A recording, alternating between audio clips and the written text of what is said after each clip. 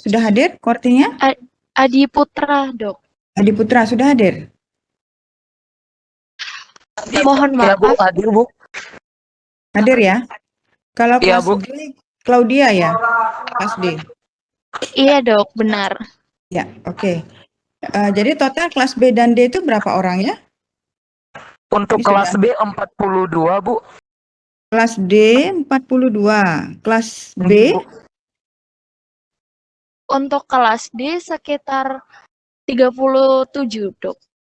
D 37, B 42. Benar ya? 37 dan 42 ya? Berarti 79 orang. Ini baru hadir Benar. 61 orang. 62 termasuk saya. Bagaimana yang lain? Apakah ada yang izin atau ada kegiatan lain sore ini? Dari kelas B sendiri untuk sekarang belum ada yang izin, Bu. Oke, berarti hadir semua ya. Saya soalnya tidak tahu ini yang mana D, mana B. Bu. Oke, berarti baru 62. 17 orang lagi. Apakah sudah absen di OASE?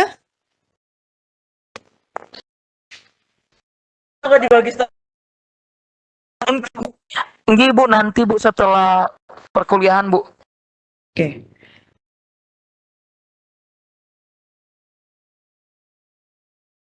Enam puluh 15 lagi.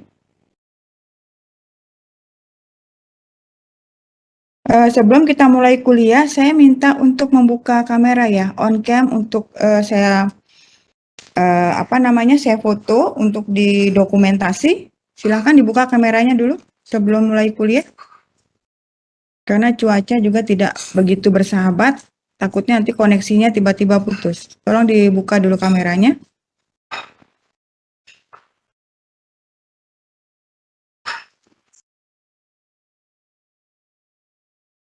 Silakan dibuka dulu kameranya, Dek, supaya tidak terlalu banyak kuota yang terbuang. Cuaca juga tidak begitu bersahabat, takutnya nanti sinyalnya datang dan pergi. Ini masih ada yang belum membuka kamera, silakan buka kameranya dulu sebentar aja. Sebelum kita mulai kuliah, saya harus laporan dulu. Masih 64 orang ya, bertahan 64 orang yang hadir kelas A dan kelas B dan kelas D. Kurang 15 lagi. Ini siapa yang belum buka kamera? Gita sudah buka kamera. Febina, Wahyu Ginting, tolong dibuka kameranya dulu. James,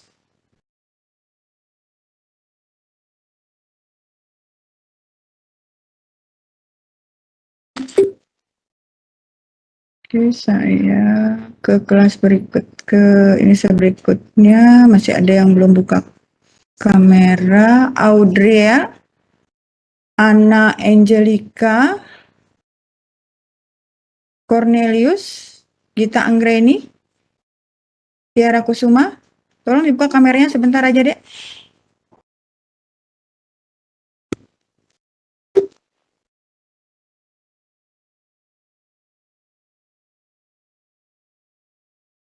Oke.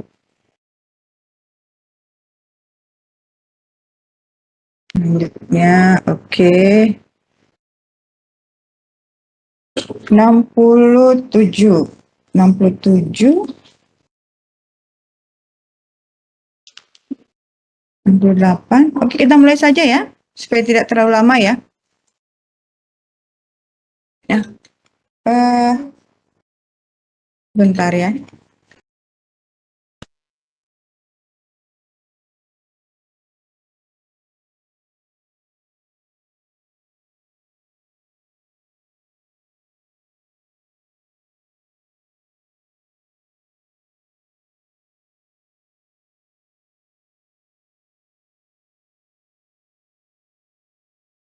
Baiklah, kita mulai saja ya, adik-adik ya. Ya, kita mulai saja ya. Apakah bisa dimulai? Enggak, Bu, bisa, Bu.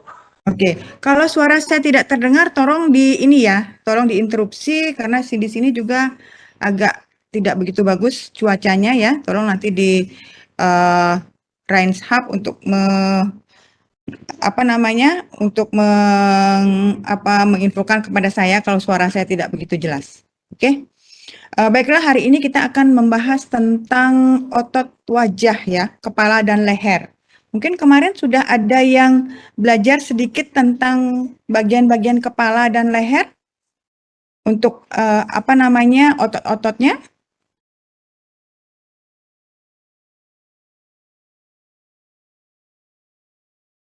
Apakah ada yang sudah mempelajari walaupun mungkin belum ya? Kan minggu depan mulai ini ya praktikumnya.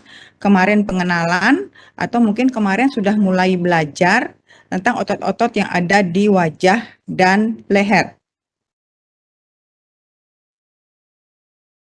Mulai mengenal sedikit namanya, Dok.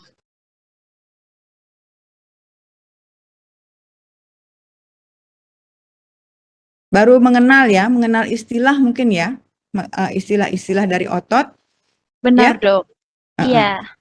Nah, setelah mengenal istilah-istilah dari otot, maksudnya bukan istilah ya, kalian harus mengenal nama-nama otot. Kalau saya rasa kalian harus mengenal namanya, kemudian fungsinya, kan begitu ya, fungsi dari otot tersebut, sehingga nanti pada saat Anda menangani suatu kasus atau nanti ada kalian sebagai dokter harus menangani hewan-hewan yang sakit, kalian bisa lebih paham tentang otot-ototnya, fungsi-fungsinya, sehingga penanganannya bisa lebih pas, ya, lebih tepat. Nah, kira-kira otot-otot apa saja yang sudah Anda pelajari atau Anda kenal kemarin pada saat Anda pengenalan praktikum, pada saat asistensi? Izin menjawab, Dok. Oke, silakan. Ada musculus frontoscutularis, ada musculus interscutularis, musculus zygomaticus, musculus masseter, musculus digastricus, musculus orbicularis oculi dan oris, musculus retractor anguli oculi lateralis dan medialis, musculus levator nasolabialis, musculus caninus, musculus orbicularis auricularis, dan musculus zygomaticus et partes aberrantes, Dok. Terima kasih. Oke, makasih Claudia. Claudia Cynthia Bella namanya ini ya? Benar ya? Iya, Dok, benar. Kok kayak ini ya, artis ya namanya ya? Benar ya, Claudia Cynthia Bella? Oke, itu tadi Claudia sudah menyebutkan otot-otot yang sudah dikenal di daerah wajah. Ya, mungkin kemarin kalian tidak melakukan preparasi, tapi kalian menggunakan kadaver dari mahasiswa semester 3 ya. Jadi kalian tidak belajar untuk mempreparasi ya bagian-bagian dari wajah dan leher, sehingga kalian langsung dapat ini ya, langsung menemukan atau langsung melihat ototnya, ya. Ya, langsung melihat otot kan kemarin tidak melakukan preparasi ya. Ya. Nah, sebenarnya kalian harus mencari kadaver sendiri, maksudnya untuk melakukan praktikum, tapi karena kondisi mungkin kesulitan untuk mencari kadaver anjing ya, anjing, kemudian juga boxnya juga terbatas, jadi kalian menggunakan kadaver dari anak semester 3, sehingga kalian tidak melakukan preparasi seperti yang harusnya kalian lakukan. Ya, nah jadi kalau di wajah tadi sudah disebutkan mungkin yang sebagian besar terlihat saja ya mungkin ya yang bisa kalian identifikasi, tapi ada bagian-bagian juga yang mungkin terpotong atau ramus-ramus itu kan kecil-kecil tuh, jadi tidak perlu Anda bukan tidak perlu ya, tapi yang kalian harus perhatikan itu adalah bagian yang bisa Anda kenali secara jelas. Ya, yang besar-besar ototnya. Kalau di leher ada yang ingat nggak? Kalau di daerah leher, otot apa saja yang sudah dikenal kemarin? Karena di daerah leher itu ototnya lebih banyak dan tebal-tebal. Ya, kalau di daerah kepala atau wajah itu kan dia tipis ya. Otot-ototnya langsung melekat ke bagian tengkorak atau rostral. Ya, jadi dia langsung melekat tipis dia. ototnya. Beda dengan di daerah leher. Daerah leher itu kan agak tebal karena langsung melekat ke tulang ini ya, tulang vertebrae di sini ya. Ada yang sudah ingat untuk leher? Untuk daerah leher apa saja kira-kira otot yang sudah diingat kemarin namanya?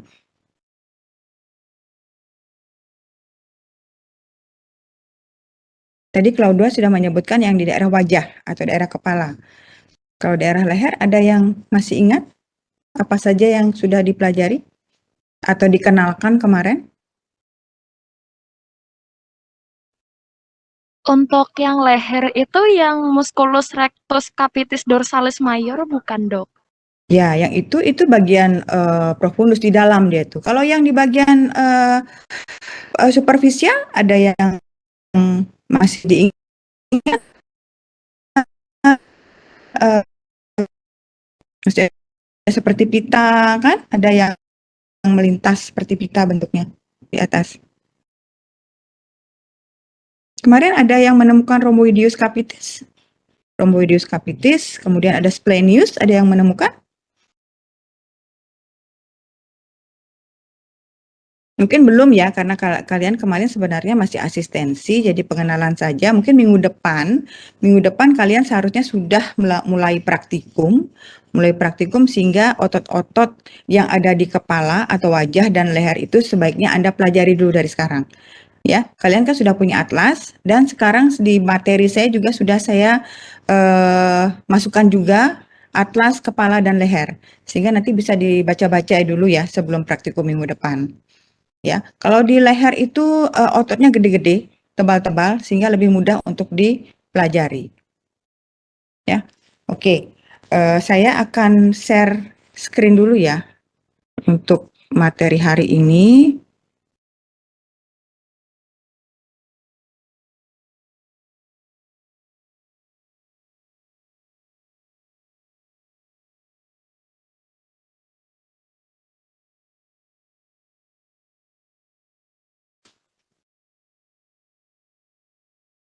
Apakah bisa terlihat ya?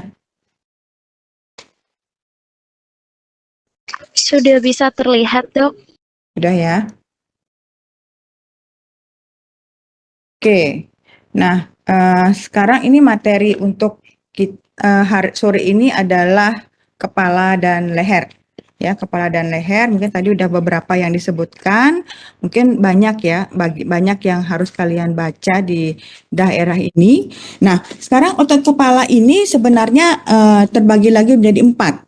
Ya, pembagian otot kepala ini atau otot wajah ini dikaitkan dengan fungsi embriologi dan pensarafannya ya. Jadi di sini kalian sudah bisa melihat di slide saya ini ada bagan atau dalam kotak itu ada grup ototnya, kemudian asal dari otot tersebut, kemudian pensarafannya. Ya, grup otot, masing-masing otot yang ada di kepala atau wajah ini seperti yang saya sebutkan tadi ada otot mastikasi ya untuk mengunyah, di mana otot mastikasi ini asalnya dari arcus pharyngeus pertama. Ya, sedangkan pensarafannya itu berasal dari rami mandibular, nervus trigeminus atau nervus cervicalis kelima. Kemudian ada juga otot mimik, otot faring dan palatin. Ya, asalnya dari arcus pharyngeus kedua, arcus pharyngeus ketiga, dan arcus pharyngeus keempat. Ya, di sini pensarafannya ada nervus facialis, kemudian nervus glossopharyngeus, dan vagus, nervus vagus.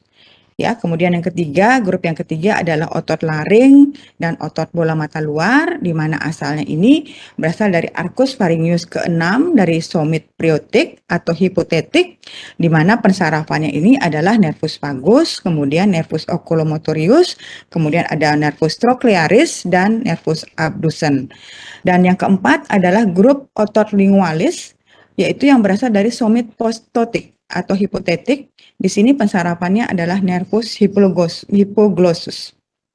Nah, di sini juga ada yang disebut dengan otot trigeminalis, yaitu yang meliputi otot mastikasi seperti yang saya sebutkan tadi, yaitu untuk mengunyah, ada musculus mylohyoideus dan musculus tensor veli palatini yang terdapat pada langit-langit lunak. Ya, di mana otot-otot ini terdiri dari musculus temporalis, kemudian ada musculus masseter, di mana musculus temporalis ini bentuknya itu lebar ya, khususnya pada anjing dan kucing. Kemudian origonya terdapat pada lateral cranii, kemudian menguncup menuju insersio pada processus coronoideus mandibula. Mungkin untuk istilah-istilah ini mungkin masih ingat ya, untuk origo, insersio, masih ingat ya? Apa origo itu? Ada yang masih ingat istilah origo dan insersio? Izin menjawab, Dok. Ya, silakan. Untuk origo itu tempat di mana ototnya lebih sedikit bergerak atau kurang bergerak, sedangkan insersio yang banyak bergerak, Dok. Ya, berarti kalau origo itu adalah perlekatan otot pada tulang yang sedikit bergerak atau tidak melakukan pergerakan. Ya, sedangkan kalau insersio itu perlekatan otot pada tulang yang bebas ya pergerakannya atau bisa bergerak ya. Siapa tadi yang menjawab ya? Claudia, masih Claudia ya? Iya, Dok. Oke. Nah, musculus temporalis ini mungkin kemarin kalian sudah melihat juga ya di mana posisi dari musculus temporalis. Sudah melihat musculus temporalis di mana letaknya? Di daerah kepala, tengkorak? Belum ya? Nah, musculus temporalis ini mempunyai fungsi ya, walaupun mungkin pada beberapa hewan tidak selebar pada anjing dan kucing, ini fungsinya untuk menarik rahang bawah ke atas. Ya, rahang bawah ke atas. Nah, kalau processus coronoideus mandibula masih ingat istilah processus coronoideus Masih, Dok. mandibula? Oke. Masih, Dok. Kalau proses itu yang mana yang namanya prosesus ya?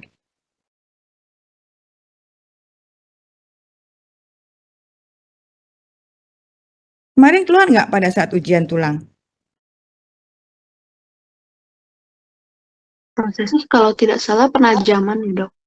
Ya, jadi dia yang penjuluran yang kan ada mandibula ya. Jadi dia kan ada penjuluran tuh yang di bagian belakang tuh.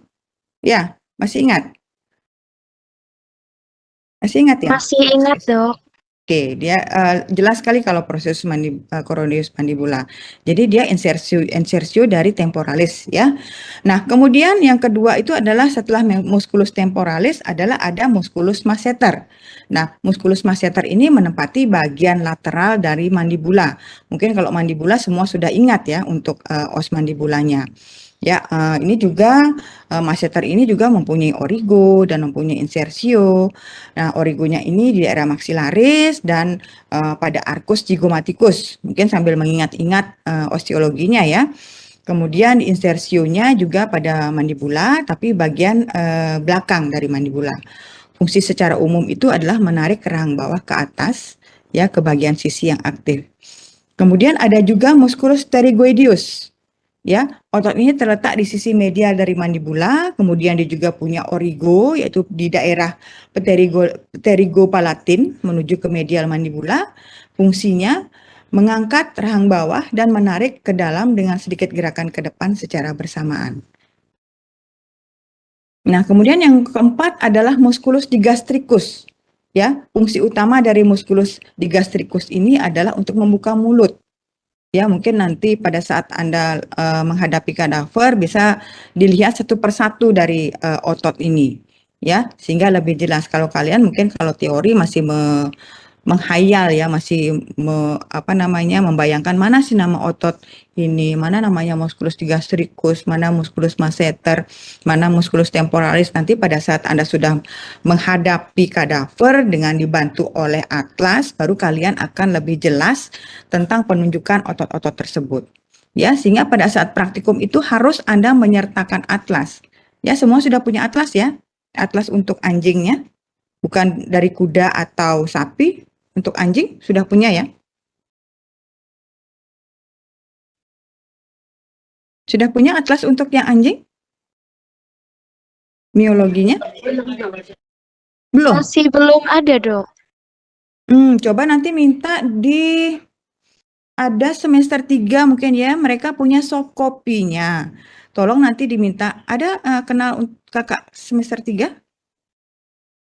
Mungkin ada salah satu yang kenal, mungkin Kortinya minta dikirimkan soft copy untuk atlas anjingnya ya.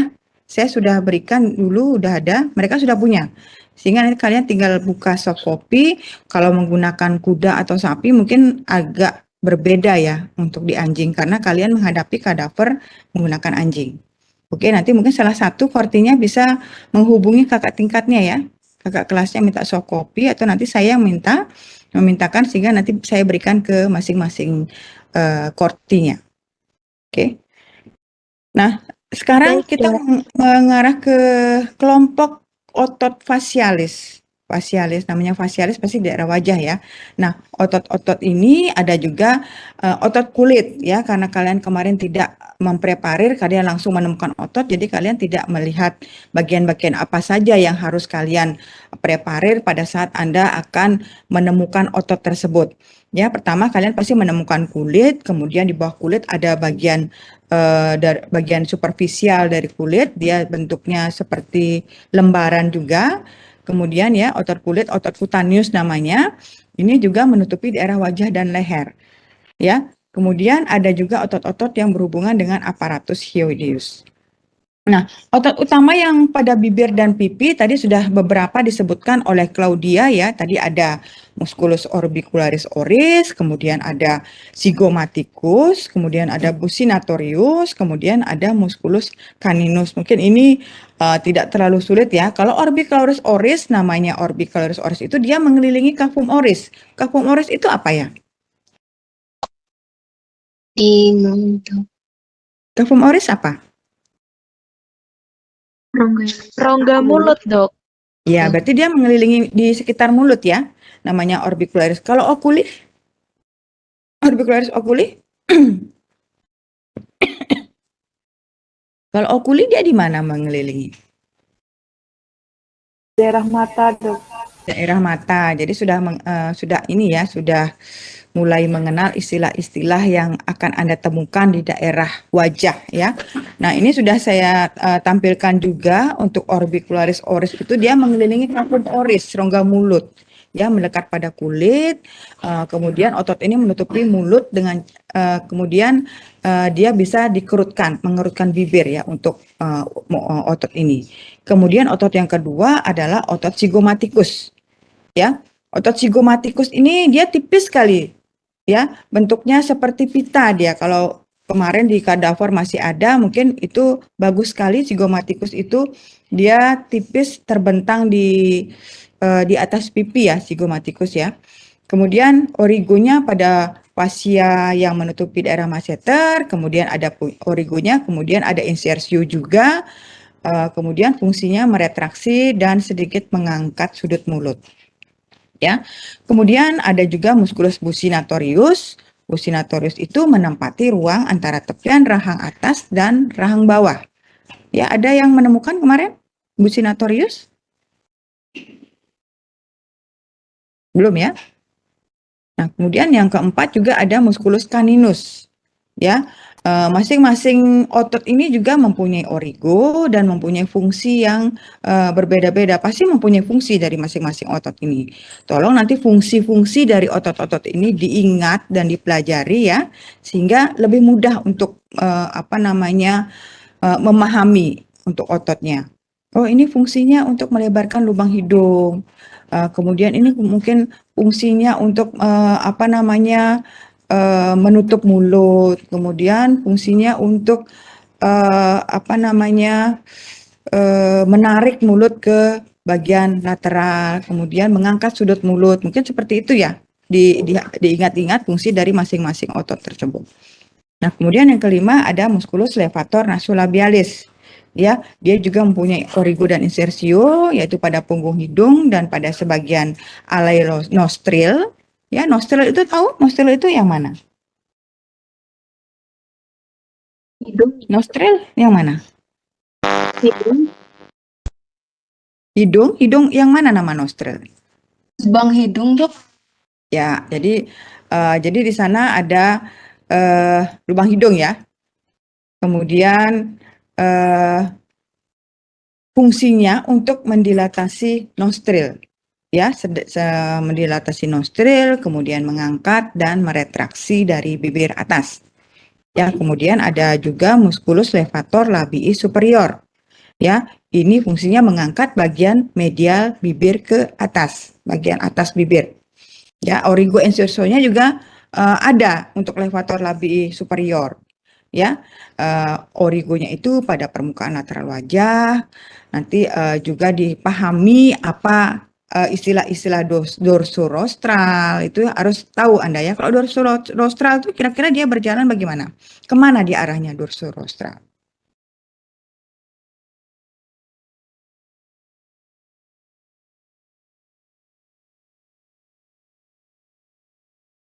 Ada yang tahu?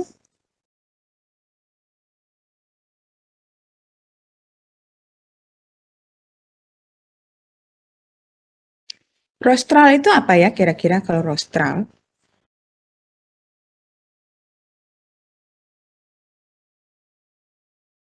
Ada yang tahu istilah rostral? Izin menjawab, Dok. Ya, silakan. Menuju arah hidung. Menuju arah hidung. Rostral itu apa, rostral?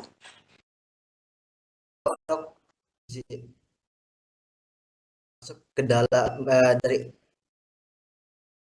Suaranya kecil sekali, ada yang menjawab ya?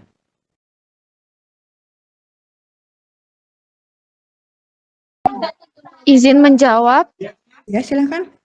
rostral berarti mengarah ke mulut. Ya, berarti dia rostral itu kan secara umum artinya kepala ya, kepala atau tengkorak yang di dalamnya berisi mata, berisi mulut, kan begitu ya? Kalau pengertian secara umum. Jadi dia mengarah kalian harus melihat ototnya di mana letaknya. Jadi dia harus diarahkan kemana dia berjalan otot tersebut. Ya, dorsorostral berarti dia di daerah dorsal dari rostrum. Rostrum itu tengkorak atau bagian kepala. Ya. Nah, kemudian insersionya juga berada pada bibir atas di antara kedua nostril atau lubang hidung. Ya, kemudian ada musculus depressor labii inferioris. Kalau depressor itu apa ya? Depressor. Artinya depressor itu apa? Depressor itu apa artinya? Menekan ke ventral. Ya, Menekan ke ventral. menaikkan ke ventral. Ada lagi yang punya pendapat lain?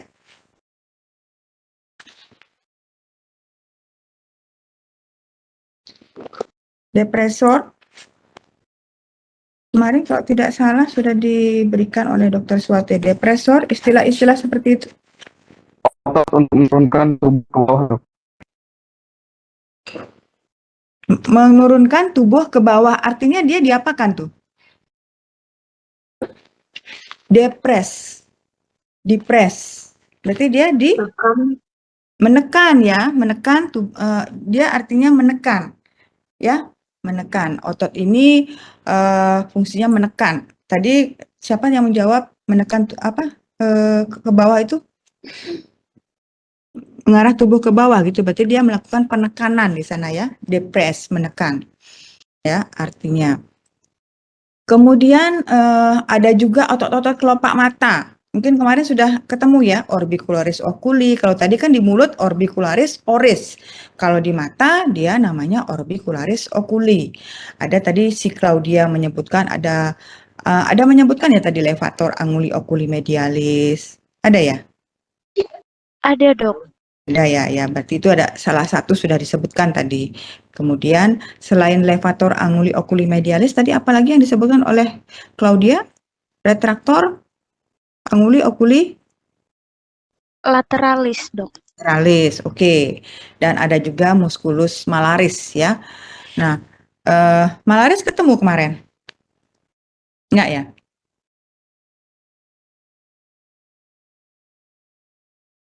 Enggak ketemu ya kemarin malaris. Ya, jadi beberapa otot mungkin sudah kalian temukan atau kalian Kalian temukan atau kalian kenali istilahnya saja dulu, nama-namanya? Atau kalian sudah langsung dengan kadavernya kemarin? Untuk orbicularis oculi, orbicularis oris, levator anguli oculi medialis, retractor anguli oculi lateralis, apakah langsung menemukan ototnya atau baru istilah-istilah ototnya, nama-nama ototnya saja?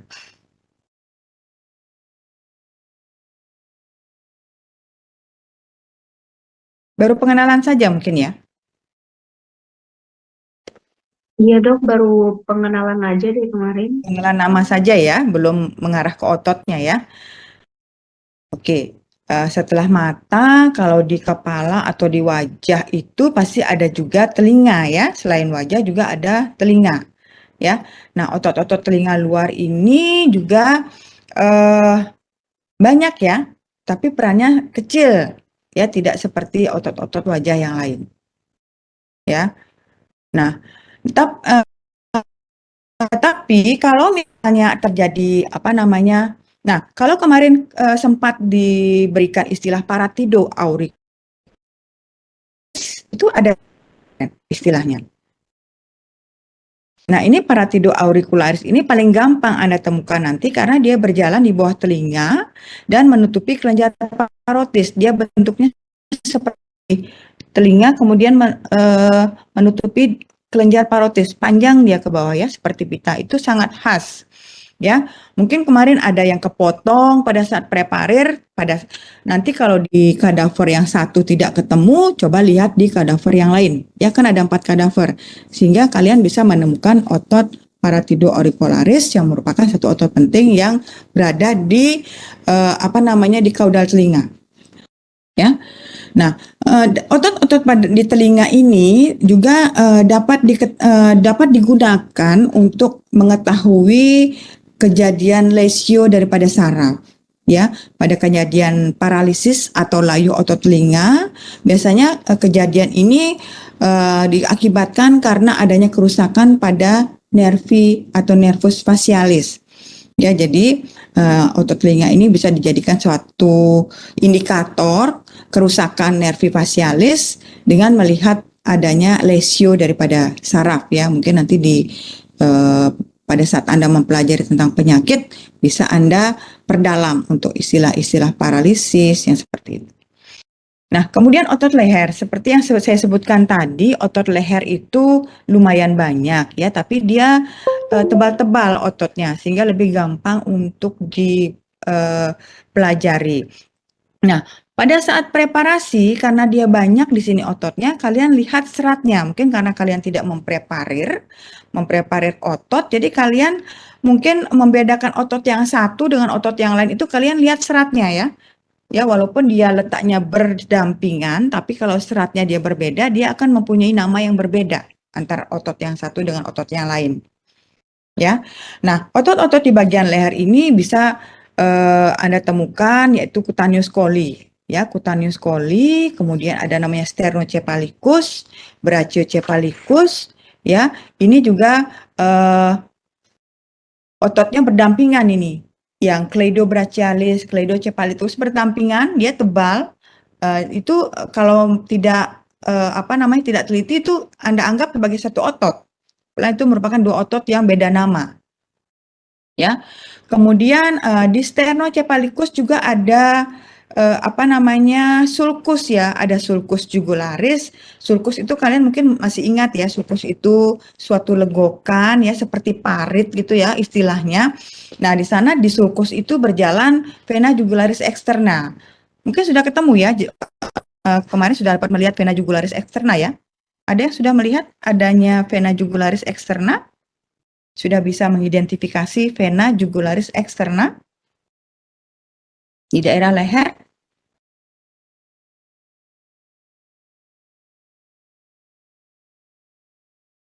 Ada? Claudia mungkin sudah bisa melihat jugularis externa kemarin pada saat praktikum? Kemarin masih belum menemukan, Ibu. Jugularis externa ini paling mudah untuk diidentifikasi ya, karena dia besar dan di sana vena jugularis externa itu biasanya digunakan pada hewan besar untuk apa di sana? Vena jugularis externa.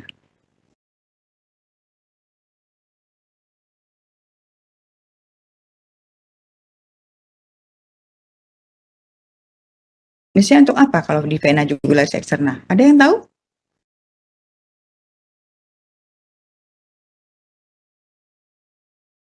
Ada yang tahu? Kalau pada hewan besar, vena jugularis eksterna itu biasanya untuk apa? Maksudnya kita biasanya sebagai dokter tuh ngapain sih vena jugularis eksterna itu? Ada yang tahu? Untuk pengambilan darah, Dok. Oke, ya ada yang tahu sudah ya untuk pengambilan darah. Ya, nah selain jugularis eksterna, nanti juga kalian bisa menemukan jugularis interna. Ya, jugularis interna ini tidak sebesar jugularis eksterna. Nanti tolong dibedakan ya antara jugularis interna dengan eksterna, walaupun namanya sama, tetapi ada interna dan eksternanya. Ya, kalau jugularis eksterna tidak mungkin Anda tidak akan tahu karena itu sangat besar untuk venanya.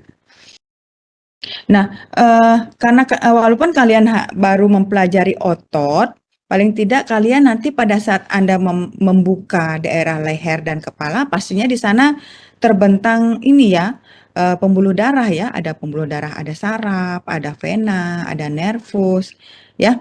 Mungkin kalian belum mempelajari itu, tapi paling tidak kalian tahu kalau vena itu warnanya bagaimana, bagaimana kalian membedakan antara ketiga antara vena, arteri, dan nervus. Ada yang sudah bisa membedakan antara arteri, vena, dan nervus? Walaupun masih belajar tentang otot?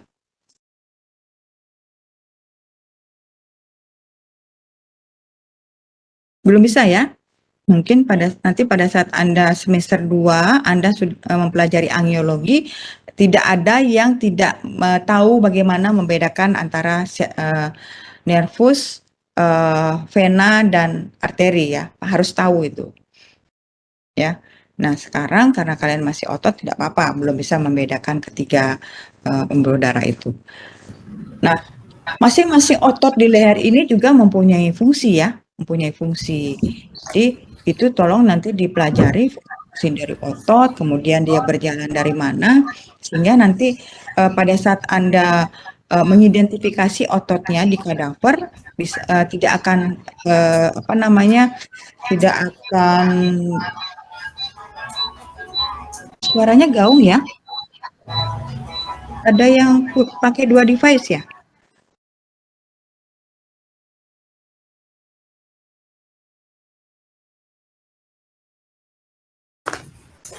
Apakah ada yang pakai 2 device? Tadi saya dengar ada suara gaung.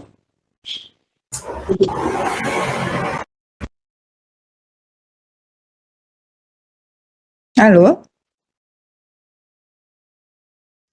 Mohon maaf dok, tadi salah satu anak dari kelas B ada yang on mic. Saya suruh mute sebentar. Oke, gitu. Baiklah, untuk sementara ini aja dulu ya, mute sebentar, nanti mungkin ada kegiatan ya, ada kegiatan temannya itu. Ya. Oke, tadi sudah daerah leher ya, nanti ini ada otot-otot juga bagian profundus. Kalau profundus itu sebagian mananya ya? Kalau otot di bagian profundus itu kira-kira di bagian mananya? Kan ada istilah superficialis, ada profundus, sudah mengerti untuk istilah-istilah tersebut? Ada yang sudah mengerti?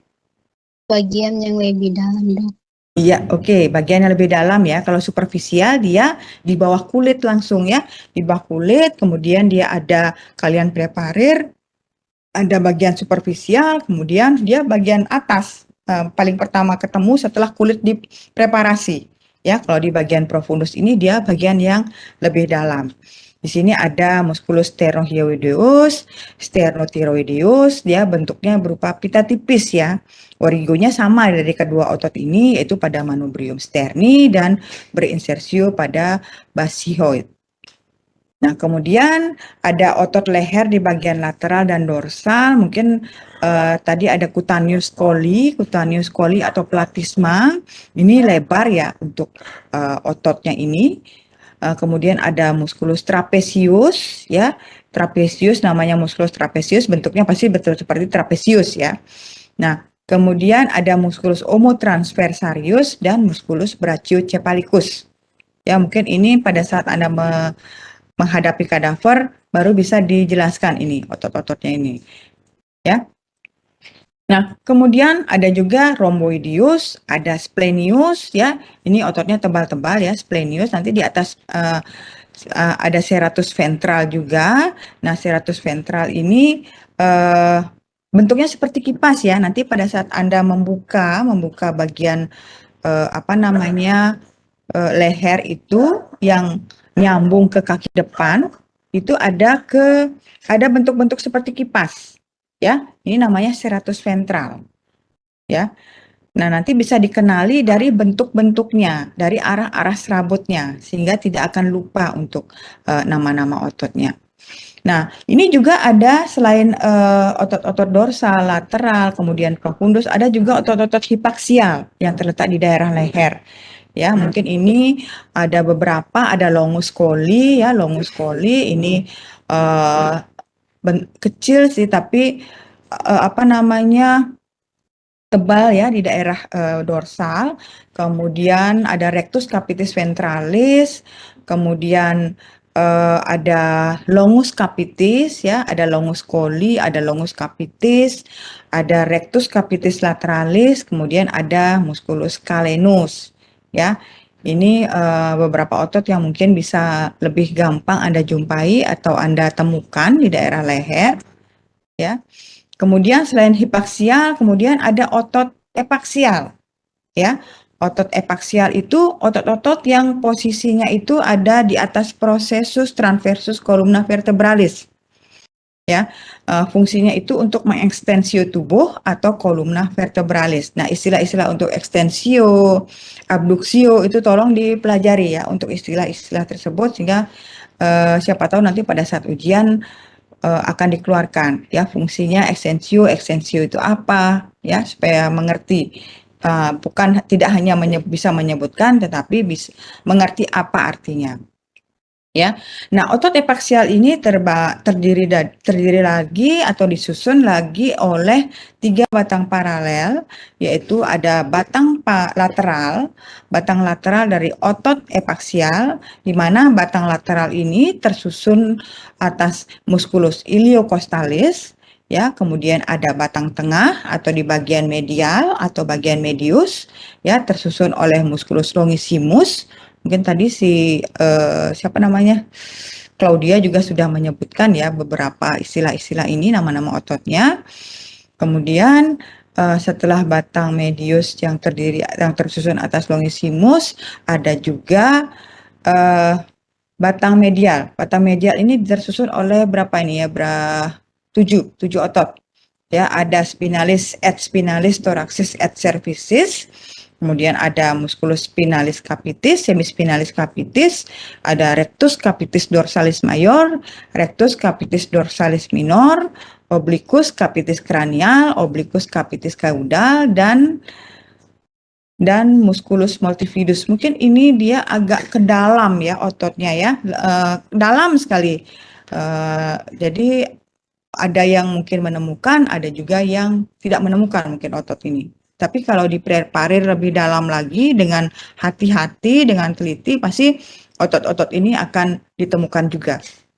Ya, di bagian medial atau batang medial atau sistem transport spinalis. Oke, kemudian yang terakhir adalah bagian otot yang terdapat di ligamentum nuchae. Ligamentum nuchae itu kira-kira kalau di bahasa Indonesia kan itu apa ya? Daerah mana?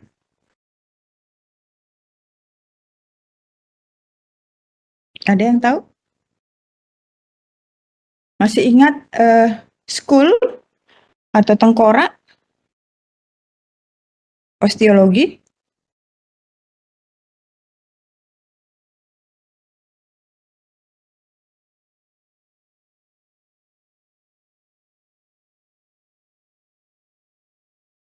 Lupa ya?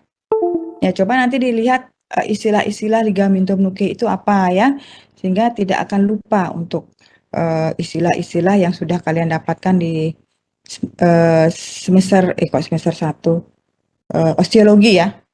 Ya. Nah, ligamentum nuchae ini peran utama dari bagian ini adalah membantu kerja otot-otot ekstensor kepala dan leher. Ya, dia membentang dari kepala sampai pundak. Ya, di kepala itu ada, kalau ada kuda dan sapi ada os occipitalis atau os axis kalau pada anjing. Kalau sampai pundaknya itu ada processus spinosus vertebrae thoracalis pertama. Ya, kemudian berlanjut ke belakang sampai bertemu dengan ligamentum supraspinosus. Nah, ligamentum nuchae ini tersusun atas dua bagian, yaitu pars funicularis, yaitu bagian giliknya, dan pars lamellaris, bagian pipih.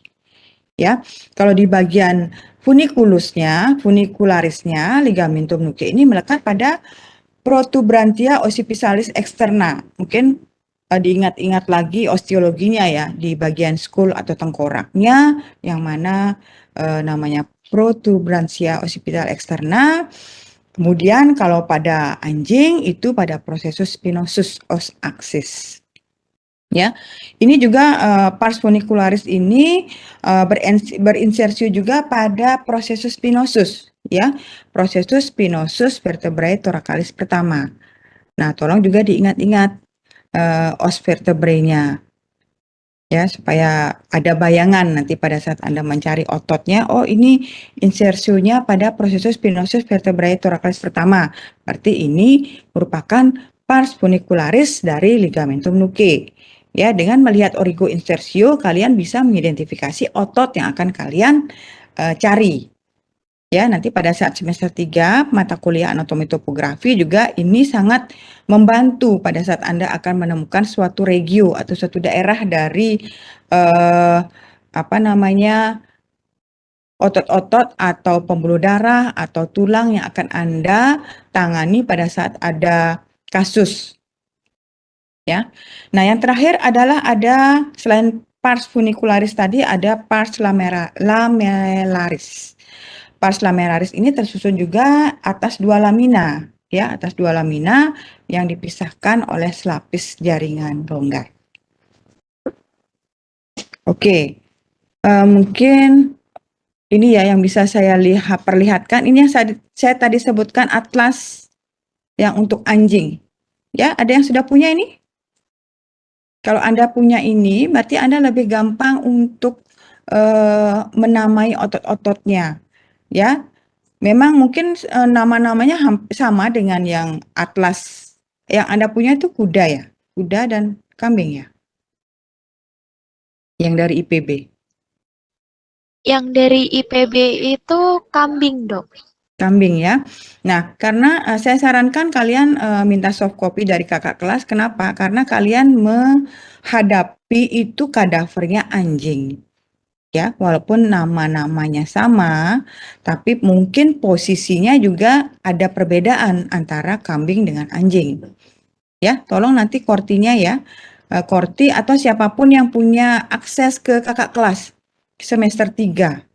Karena mereka juga menggunakan atlas itu pada saat di, anatomi topografi. Sekarang kan mereka mendapatkan anatomi topografi.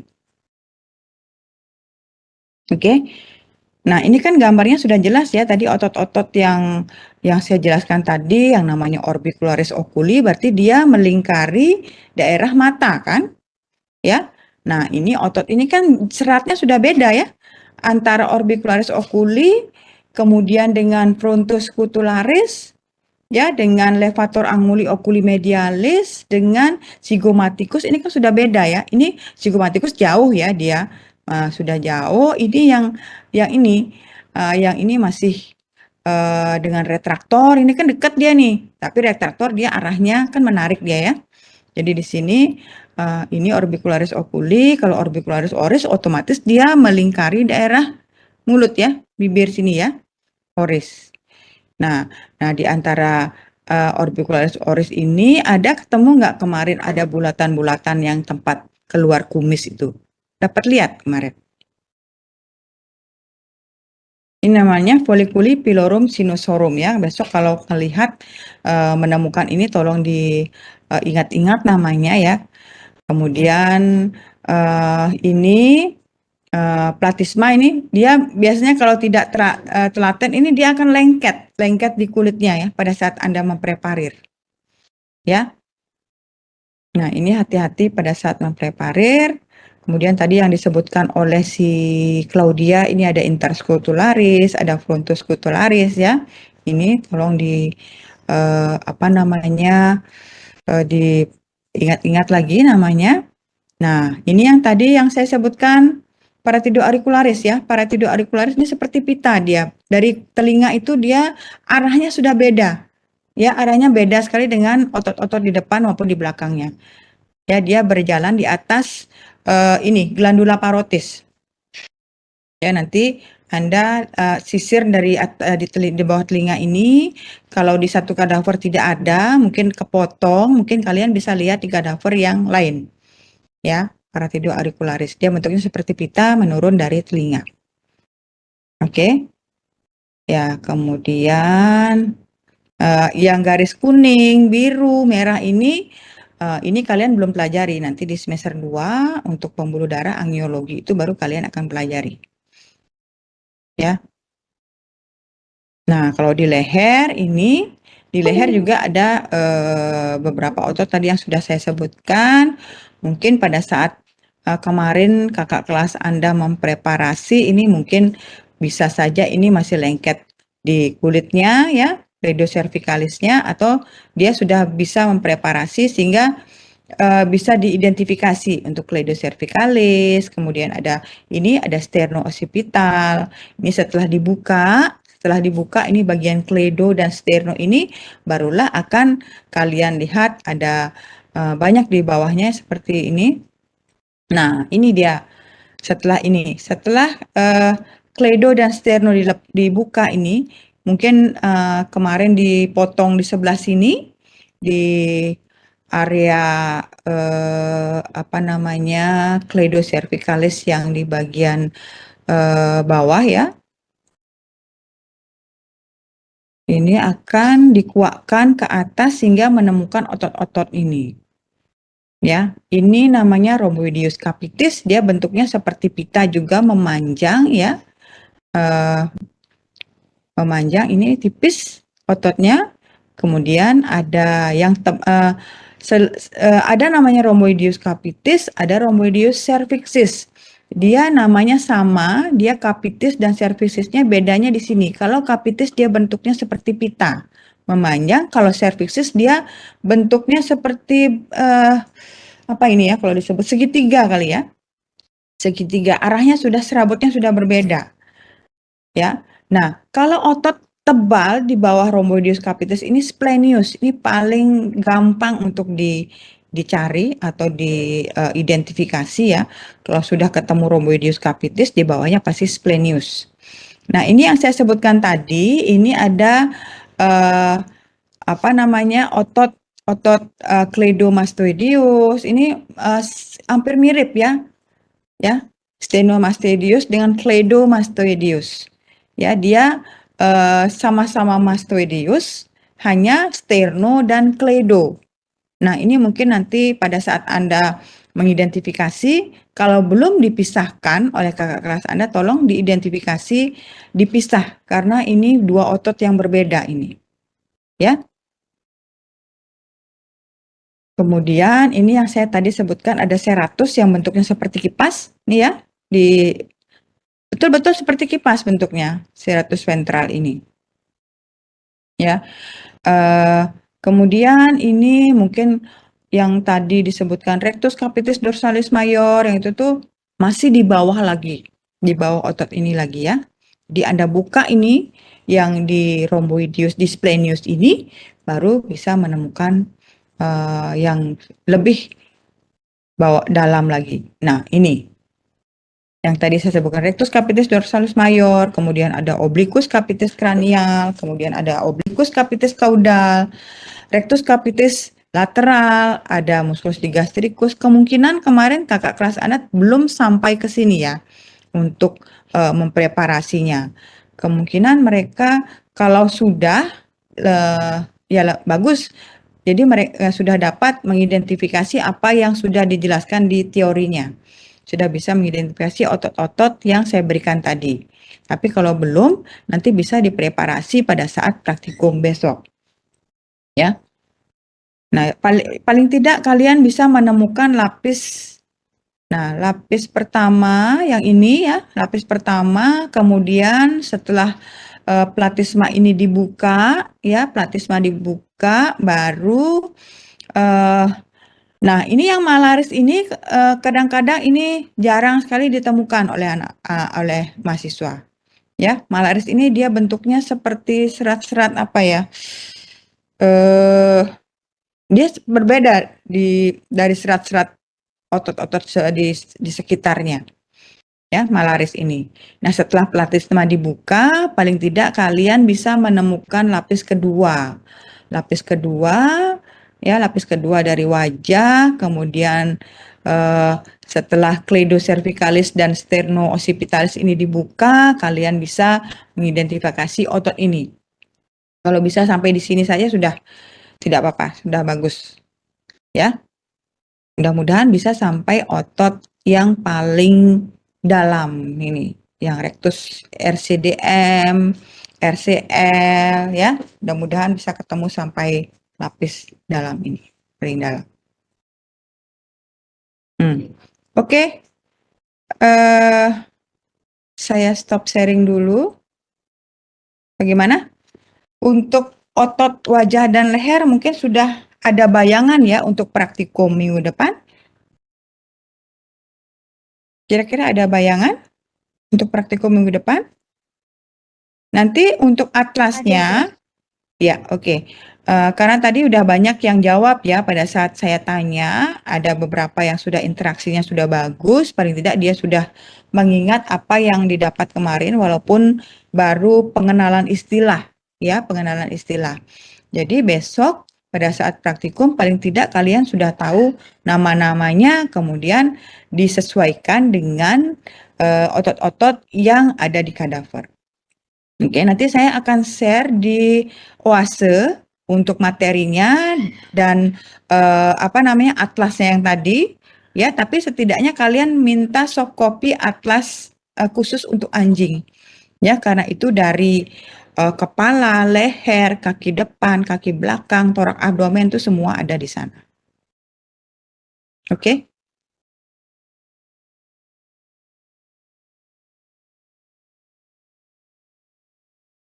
Mungkin untuk kepala dan leher hanya itu yang bisa saya sampaikan materinya. Nanti untuk lebih jelasnya tolong dibaca materi yang akan saya upload di Oase. Ya, tolong dipelajari atlasnya untuk materi praktikum minggu depan. Oke? Baik, Dok.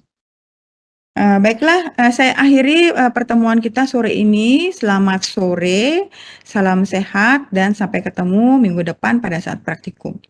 Saya izin untuk end meeting ya. Makasih.